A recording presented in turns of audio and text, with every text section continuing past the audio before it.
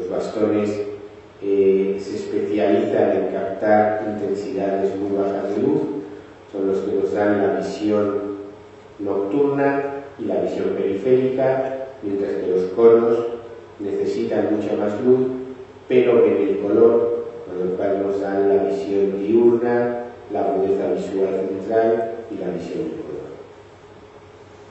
Son células muy especializadas, de las más especializadas que hay en el organismo, muy polarizadas. Polarizada quiere decir que una parte de la célula es totalmente diferente de la otra, y el proceso de fototransducción tiene lugar en lo que se llama el segmento externo. El segmento externo es una especie de fotomultiplicador, una cámara digital que capta unas pocas señales y empieza el proceso que os he comentado de transformar fotones en señales neuroquímicas. Ese sería el segmento externo, que es el que tiene forma o de bastón o de cono, y lo que tenemos es un apilamiento de membranas.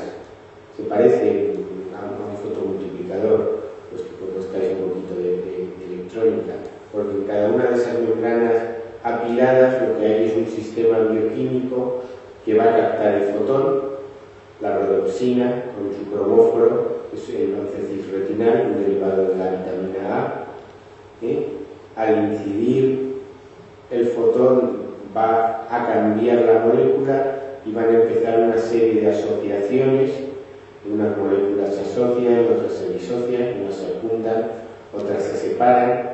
Eso va a hacer que los flujos de iones en el fotorreceptor cambien, y eso va a hacer que el fotorreceptor en un momento determinado le diga a la célula siguiente: yo he visto la luz, yo he visto un fotón, o no le diga nada, ¿no? Si repasamos un poco lo que os he comentado en un minuto, tenemos una célula muy estructurada: segmento externo, segmento interno, cilio conector, terminal sináptica. Una célula con muchas moléculas que se asocian y se disocian, con muchas moléculas, con muchas membranas, que depende de las células vecinas, tanto de la glía como del epitelio pigmentario, para estar en condiciones óptimas, que sufre un estrés oxidativo tremendo, que consume montones de energía. La retina, con lo pequeña que es en comparación con el resto del cuerpo, gasta el 10% de la energía del organismo en reposo. Imaginaros lo que es. Gasta más que un bíceps en reposo, incluso que un bíceps de Schwarzenegger. Es un órgano donde todos, muy sometido a daño, tiene niveles de calcio altísimos, que están entrando y saliendo de la célula. Con esto lo que os pretendo un poco comunicar es la idea de que tiene que estar todo perfecto, y de que en cuanto falla uno de estos elementos es fácil que falle el proceso de fototransducción, que es como decir que falle la visión. Y por eso se entiende que haya cerca de 200 genes, que controlan proteínas, que son estos elementos estructurales, de apoyo, de transducción de la señal, etcétera, etcétera, etcétera. Hay cerca de 200 genes cuyas mutaciones dan distrofias hereditarias de la retina. Esto antes al llegar me han preguntado que si Stargardt y retinosis es lo mismo. Pues bueno, lo podemos clasificar de muchas maneras. Ahora mismo se separan porque clínicamente y genéticamente son diferentes, y sobre todo, yo diría que sobre todo clínicamente, porque en retinosis en general se pierde primero la visión periférica, mientras que en Stargardt se pierde primero la visión central. Esta tabla es una clasificación que se podrían hacer muchas, y que en el fondo cada paciente es una enfermedad diferente, porque es su gen mutado, su mutación específica de ese gen, cada gen puede tener muchas mutaciones, y su bagaje genético. Sabéis vosotros mejor que nadie que muchas veces hermanos con la misma mutación no tienen la misma pérdida visual, no aparecen en el mismo momento. Es decir, cada paciente es una enfermedad. Lo importante de esto, o lo importante, más que lo importante, lo que hay que conocer es que es una enfermedad, un grupo de enfermedades muy complejo, muchos genes implicados. Por lo tanto, con una incidencia muy baja. Todas ellas, lo clasifiquemos como lo clasifiquemos o las juntemos todas, son lo que se denominan enfermedades raras, enfermedades infrecuentes. Eso ha hecho que durante muchos años no haya sido interesante ni para investigadores, ni para médicos, ni para la industria farmacéutica trabajar con las enfermedades raras, cada uno por motivos diferentes. ¿Qué es lo que tienen en común? Pues que algo tienen en común. Pues tienen en común la pérdida de la capacidad visual. Y aquí introduzco pues, otra serie de cosas, por ejemplo, los modelos animales y las técnicas de análisis de la capacidad visual. A muchos de vosotros os habrán hecho un electroretinograma. Pues ese electroretinograma también se le puede hacer con un ratón.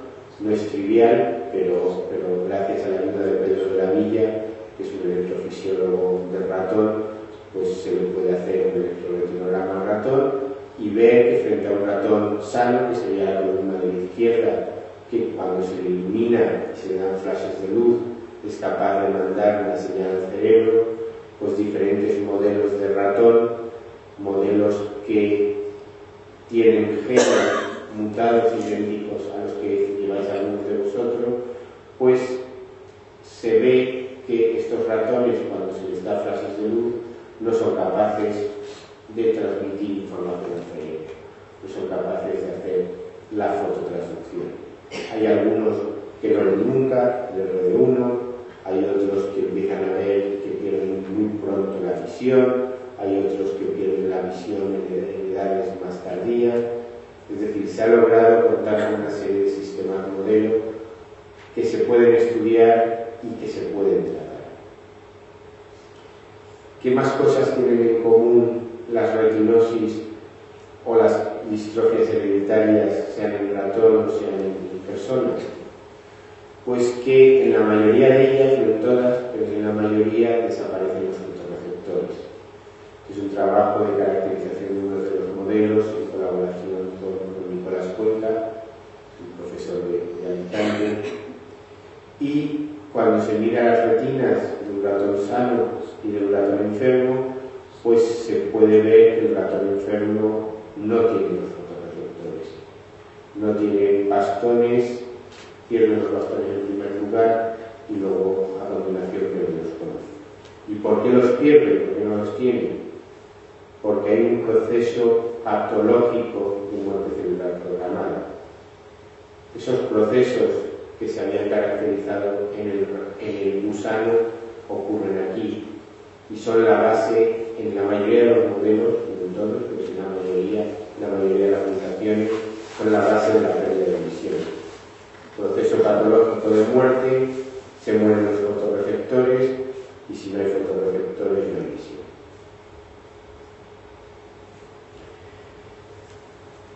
¿Cómo empiezan a cruzarse estas historias? Bueno, ya habéis visto un cruce. El cruce de la historia del gusano con el cruce de la base celular de las distrofias hereditarias de la retina. Pero se han producido más cruces, más coincidencias. Por ejemplo, en el año 2000, Manuel Vidal Sanz y Carlos Belmonte, Manuel Vidal Sanz es el catedrático de oftalmología que ha organizado el curso junto con Marcelino, que ha venido a oírme el curso que da el curso esta mañana, pero ha organizado otros muchos cursos, y un curso que organizó fue en el año 2000, un curso de la Fundación Duques de Soria, que se llamaba Degeneraciones retinianas de los genes en la teleatlética. Era, como os he comentado antes, que era cuando se estaba empezando a entender la complejidad de la enfermedad, pero estaba todo a nivel especulativo. ¿Qué le pasa a los enfermos? ¿Qué podríamos hacer? Todo era a ese nivel. Yo en aquel momento no sabía nada de retinosis. No me había interesado nunca por la retinosis. Me invitaron al curso porque estaba trabajando en procesos de muerte del desarrollo de la retina y como se empezaba a suponer que había muerte patológica en el caso de la retinosis y de otras distrofias, pues me invitaron a hablar. Además, como era el más molecular, pues me invitaron a hablar primero. Y me encontré a dos compañeros vuestros, que algunos conoceréis, que eran Luis Palacios y Félix Aceña, en aquel momento de la Asociación de Afectados de Retinosis Pigmentaria de la Comunidad de Madrid. Ahora van por Retina Madrid y Retina España por una vía, por desgracia para la vuestra, porque sería mejor que fuerais por la misma, pero que se va a hacer. Entonces, los que conocéis a Luis, pues sabéis que es bastante directo. A lo mejor eso es la razón de que haya dos federaciones y no solo una. Y yo les conté pues lo que os he contado hasta ahora, ¿no? Que si se mueren las células de la retina, que si lo controla la insulina y este tipo de cosas, ¿no? Entonces, en cuanto acabé mi charla, Luis se puso de pie y me hizo una pregunta pues que me acuerdo como si me la estuviera haciendo ahora. Fue algo así como: doctor de la Rosa, me parecen muy interesantes sus investigaciones, pero ¿ha pensado alguna vez en nosotros? Entonces yo le respondí pues con cosas que os he contado. Es muy importante la investigación básica, hay que saber los procesos, pero después de una respuesta relativamente larga, pues le reconocí lo obvio, y es que hasta aquel momento no sabía de la retinosis y me había preocupado de saber de retinosis, porque a mí lo que me interesaba era entender cómo se formaba la retina. Le prometí que la cosa iba a cambiar y dentro de 15 minutos pues podréis juzgar vosotros mismos si la cosa ha cambiado o no. No sería justo si dijera que Luis y Félix me cambiaron la línea de trabajo, porque hubo otra serie de coincidencias que también fueron importantes. Por ejemplo, en el curso también estaba Pedro de la Villa, y Pedro de la Villa me enseñó a que se podía estudiar un animal sin machacarlo. Los bioquímicos, que es lo que yo soy, pues en general cogemos un ratón y lo metemos en una minipimer y con el extracto de ratón, que es como llamamos a lo que le hemos hecho al pobre ratón, pues miramos proteínas, DNA, RNA y cualquier otra cosa, pero ya no tenemos ratón, tenemos un extracto de ratón de la retina de ratón, ¿no?